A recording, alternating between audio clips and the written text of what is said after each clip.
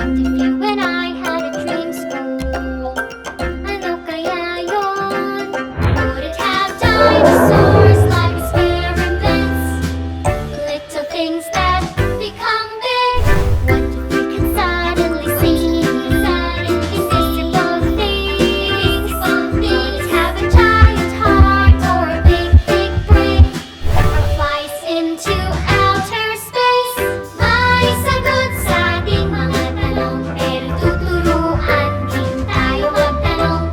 Okay lang din magkamali, so that we learn so much more. Sa dream school natin, learning is never boring. So it's an adventure. How do we do that? What do we do?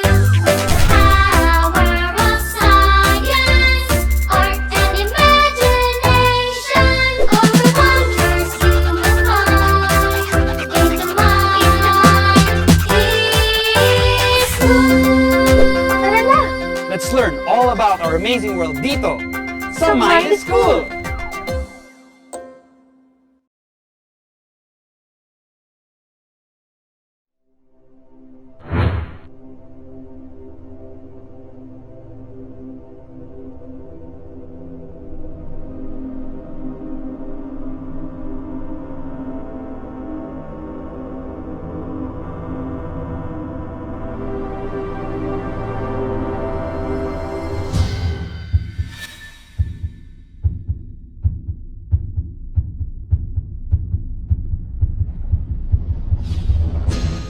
What in the world is going on? Mikey, something has happened that has changed the way we live, work, play, and learn in the whole world at the same time. Tama, Fisher. A small thing, napakaliit, has caused the world to turn upside down. It's almost invisible, like these microorganisms. Yeah, nagulo tayong lahat. But this small thing does not even have a brain. We are in a pandemic. Ang pandemic ay nangyayari kapag ang isang nakakahawang sakit ay kumalat na sa madaming parte ng mundo. Kapag hindi pa ganito kalawak, epidemic ang tawag dito. Itong pandemya ay dahilan ng isang virus na tinatawag na SARS-CoV-2.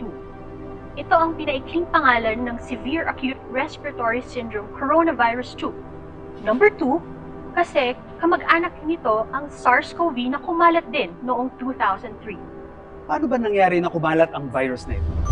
Kami ni Mikey ay mga scientist dito sa The Mind Museum, ang home base ng Mind School. Ang tawag sa amin dito ay Mind Movers because we move your minds to learn new things. Mind School is an awesome learning adventure which always begins with a question. Our quest for today in Mind School is to find the answers to that question. Let's begin! Science is learning something new every day about the SARS-CoV-2. There are so many questions about this new coronavirus. Here are some that you sent in. My question is, what does it feel like when we get coronavirus? Makukuha ba ang virus mula sa pagkain? So, I'm curious, how long does the virus stay in the air or other surfaces? Totoo ba nagawa sa laboratory ang virus? Bago pa nagkaroon ng mga tao dito sa planet Earth, ang mga iba't ibang klase ng virus ay nagkalat na dito sa mundo. Pero hindi sila buhay. These viruses are like very small strings, parang PC. Pero 60 to 140 nanometers lang ang laki. Ibig sabihin, sa 1 metro, pag hinati mo yun ng 1 bilyong beses, ang laki ng coronavirus ay 60 to 140 times lang kumpara sa hating yun. But these strings, ang mga PC na ito, are molecules na kayang pumasok sa mga cells natin. Ang mga coronavirus ay mas madalas mahanap sa loob ng mga hayop. Kausapin natin ang isang virologist na si Dr. Len Balolong para alamin natin ito. Hello, Dr. Balolong. Tiyak na po ba ang mga scientists kung saang hayop nanggaling ang coronavirus na ito? Merong mga viruses na matatagpuan sa mga hayop. Ang tawag dito ay ang mga zoonotic viruses. At isa dito ang coronaviruses. No? Ang coronaviruses, kagaya ng SARS-CoV-2 na causative agent ng ating COVID-19, ay nagsimula o natatagpuan sa mga bats or panicid. No? All the people in the world now total 7.5 billion. And we're just sharing one planet. The way we use up nature, it's like we're using up 2 whole planets. Dapat malaman natin na iniiba ng mga tao ang natural na estado ng 66% ng kalupaan ng mundo at ang 75% ng karagatan. Over a third of the planet's land surface and nearly 75% of all its fresh water are devoted to feeding humans. We have built towns and cities in 66% of the Earth's landmass. Dr. Balolong, by taking over the homes of other living creatures, scientists have estimated that we humans have killed 60% of animals since the 70s. Ano ang ibig sabihin nito para sa kalusugan nating mga tao? Naniniwala talaga ako that everything is connected with one another in this particular environment. No? So kapag may sinisira ka sa balanse ng buhay, matitikman mo yung consequences. So, sa record or sa data, meron tayong 60% na ng infectious diseases sa tao ay zoonotic o nanggagaling sa hayop. And 75 of these are emerging or bago. So, tandaan natin na kung mas mananatili or magpapatuloy ang pagsira ng mga kagubatan na kung saan man nakatira itong mga wild animals natin, hinahayaan natin na makapasok sa sistema natin itong mga viruses na ito. So, sana pigilan natin, tutulan natin yung pagsira talaga sa mga gubat. Hindi lang deforestation, so yung lahat ng mga iba pang activities na maaaring makatulong sa pag-transmit ng diseases from animals to humans. Halimbawa nito, yung mga impacts ng climate change, kagaya rin ito yung mga wildlife trade, deforestation, at iba pang mga activities. Thank you, Dr. Balolong. Oh, hi there, Bat! Hello, Fisher! Nadidepress at nai-stress talaga ako. Ha? Bakit? Unang-una, dami kong friends and family na wala dahil hinuli sila para kainin ng mga tao. Tapos dumadami pa ang haters namin dahil sinisisi kami para sa coronavirus that's caused your country's COVID-19 pandemic. Di ba other animals also carry the coronavirus like the pangolin and civet? You have a point there, Bat. Importante na maalala natin, mga bata. Kagaya ng sabi ni Dr. Balolong, hindi pa tiyak ang mga scientists kung anong hayop yung pinanggalingan ng coronavirus na ito. There are as many types of coronaviruses as there are species of bats. And there are over 1,000 species of bats. Most of these kinds of coronaviruses have not been found to transfer to humans and do not pose a threat to us. We were living peacefully all these years until your kind started to hunt us for food and take over our homes. Sinira niyo ang mga forests, caves, puno na tinitirhan namin. Kayo ang naggulo sa amin, sa lahat ng wildlife, sa lahat ng kalikasan. We're trying to put a stop to that. Scientists are also working hard to learn more about your kind para maunawaan namin ang tungkol sa virus na nakakaapekto sa amin ngayon para makahanap kami ng gamot. Huh? Promises, promises? Sana magkatotoo na to. Basta, stop eating us and destroying our homes. Yan ang gamot. Hanap kayo ng mga sarili niyang kuweba. Okay, balik na ako sa kuweba ko. Bye! Sandali lang! I just wanted to remind Mr. Bat that scientists have discovered that coronaviruses come from bats after the outbreak of severe acute respiratory syndrome, or SARS, in 2003. They also believe that the coronavirus that causes COVID-19 came from a community of horseshoe bats in southeastern China. We should really give more thought on how our activities affect wildlife and wild spaces, kagaya ng sinabi ni Mr. Bat. And remember, as Dr. Balolong said, it is very likely that viruses will cause more pandemics and epidemics kung hindi natin babaguhin ang ating pagtingin at pagtrato sa kalikasan. Remember that, magkadugtong ang kalusugan ng tao at ang kalusugan ng kalikasan. Kaya kapag sinisira natin ang kalikasan, sinisira din natin ang kalusugan ng tao. Sana hindi na maulit ito. But what can we do so that this pandemic won't happen again?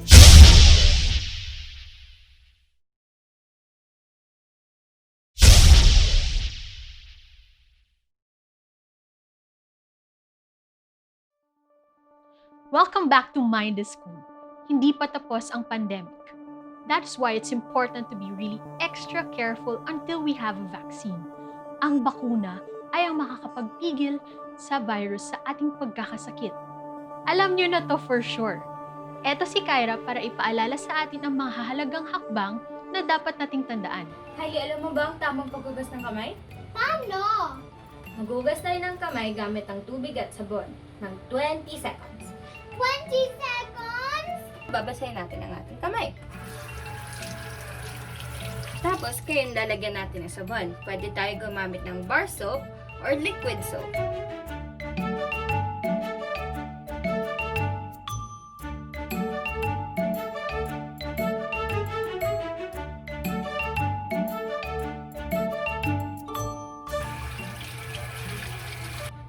Ngayon, tutuyin natin ang ating kamay. Very good.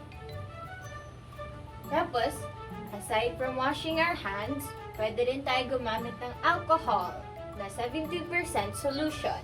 Thanks, Kyra. Madalas na hindi natin namamalayan na hinahawakan na ng ating mga kamay ang ating mata, ilong, at bibig. Minsan, kahit mukhang malinis ang ating mga hinahawakan, hindi natin alam na mayroon ng mga nagtatagong mga mikrobyo. Hindi lahat ng dumi ay nakikita ng ating mga mata. Minsan, kahit mukhang malinis ang mga hinahawakan natin, may mga nagtatagong mga mikrobyo. Tingnan nyo, oh, look, it's really dirty.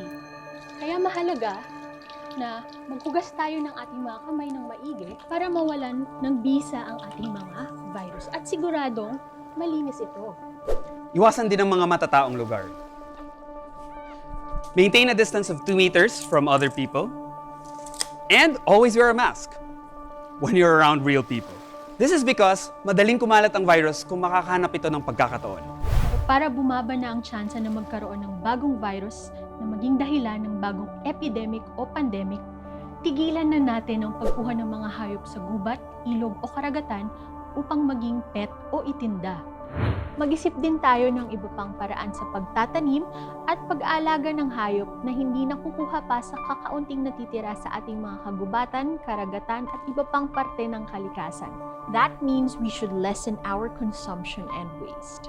Ingatan natin na ang mga lugar para sa ating mga tirahan at madalas puntahan ng mga tao ay malayo sa contact ng mga hayop sa wildlife or sa farm animals. Marami pa rin tayong tanong tungkol dito galing sa inyo. Let's hear some of them. Why do some people get sicker than others with coronavirus? I have a dog and her name is Petra. Mahawaan ba siya ng COVID-19? Those are really cool questions. Let's go back to Dr. Balolong for the answers. So there are some situations that people may transfer COVID-19 sa ating mga pets, lalo na kung severe yung COVID-19 case, no? Pero pinag-aaralan pa nila ngayon kung hanggang saan yung posibilidad na mahahawaan natin sila. Kung sila man ay mahahawaan galing sa ibang hayop, may posibilidad din yun. So meron na mga reports na merong COVID-19 na nahawaan na aso, pusa, tsaka tiger, no? So, abangan natin yung mga balitang ito, no? Kung paano nga ba maiiwasan, no? So, siguro, kung para sa pet mo, sabay kayo na mag-iingat, no? Sabay kayo na mag-iingat sa COVID-19. Kapag dumating sa'yo at na-expose ka sa COVID-19 o positive agent SARS-CoV-2, pwedeng ang maging sakit mo ay mas malala kaysa sa iba. Kaya pinapayuhan ko na talagang kumain kayo ng mabuti, ng masustansya, mag-exercise, maglaro, no? At syempre, matulog ng tamang oras. Alam niyo kids, yung virus kasi medyo tricky, no? So ang gusto niyan, ang inaatake niyan ay yung mga tao na hindi nag-iingat. Kaya tayo pinilit na ikunulong, imagine niyo nandun sila sa labas, no? At sa bawat tao na lalabas, iaatake nila yun at gagawin nila at magkakaroon ng sakit. Kaya tayo kinulong. Kasi after a few days na nandun sila sa labas at wala silang nai-infect, pwede na silang ma-deactivate or mamatay. Hindi na sila magkukos ng sakit. So, ngayon, kung wala na sila doon, pwede na tayong lumabas, no? Ngayon, pinag-iingat talaga, no, ang lahat. So, kaya tayo pinlay sa quarantine para hindi tayo ma-expose. Maraming salamat, Dr. Balolong. And good reminders, Mikey.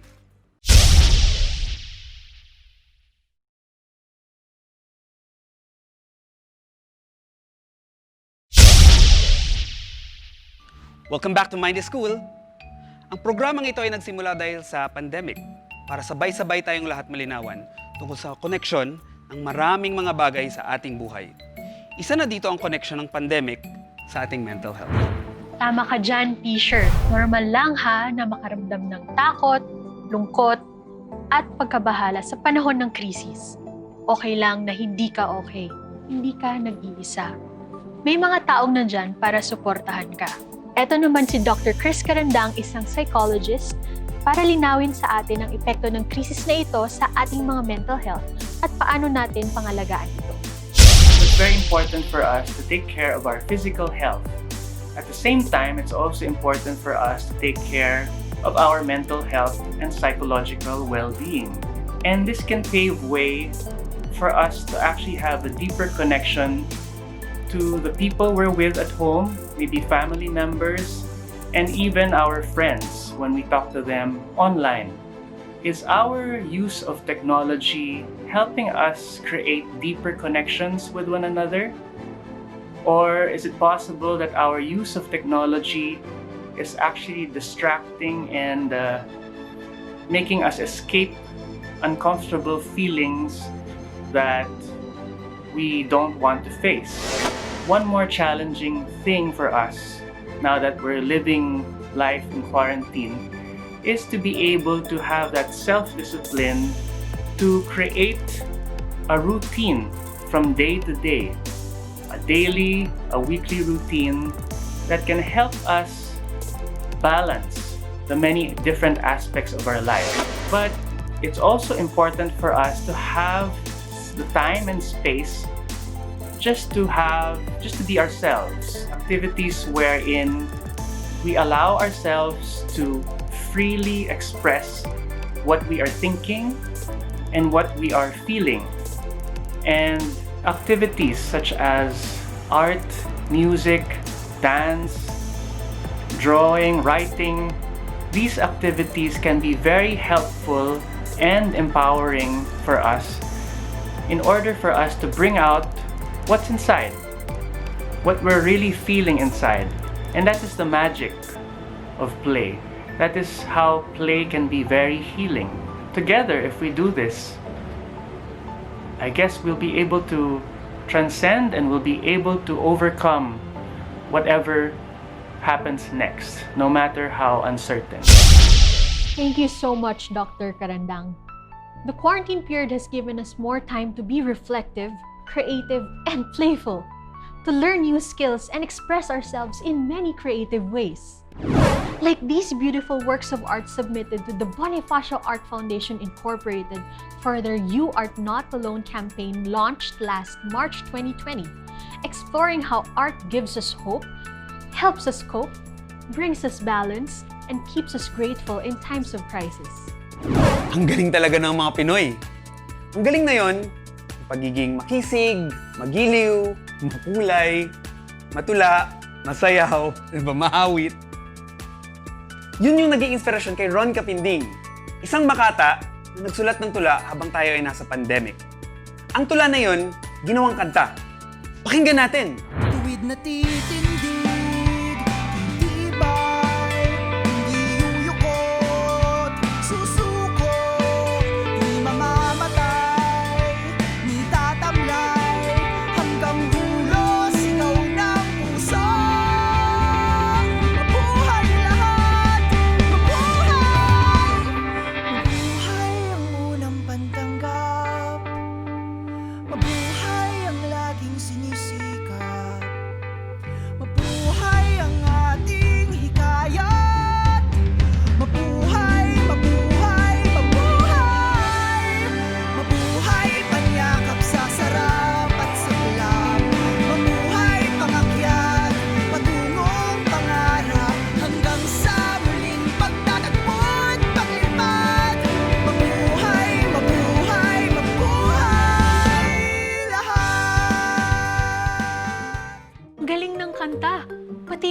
mas ang gaganda din. It really lifts our spirits. Here's writer and thespian Ron Kapinding explaining how art is essential for us in troubling times like this. As a writer, it was actually very therapeutic to put my thoughts and feelings into writing.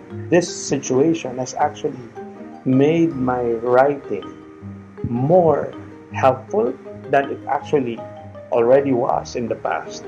Yes, it has helped me a lot to make sense of these things. Art is really trying to go beyond boundaries, trying to transcend limitations. And now that we find ourselves in a very restricted situation, I think this is actually the artist's time. I think it has come to a point that the spirit is also needing some nutrition, some quenching of the thirst, and I think that's the only way to address that is for artists like us to step up. Hey Mikey, do you know what time it is? It's time for the Coolness Meter! Oo nga! Ang Coolness Meter ay ang sukat natin para sa coolness ng ating learning adventure. All our adventures are super cool, but on a scale of mind-blowingly cool, mysteriously cool, and inspiringly cool, Our coolness rating for today's adventure is... inspiringly cool! His idea! That's all the time we have for today. Thanks for watching. Join us again next time here at Mind is Cool. Our next learning adventure will be out of this world. It'll be about, well, everything. We'll answer questions like, how do you make a planet? Or a universe? What is everything made of? We want to hear from you. So please send in your thoughts or questions about what makes up everything through our social media or email address listed here. We'll read some of them on the show. See you next time, dito sa Mind is Cool, where learning leads to a better normal.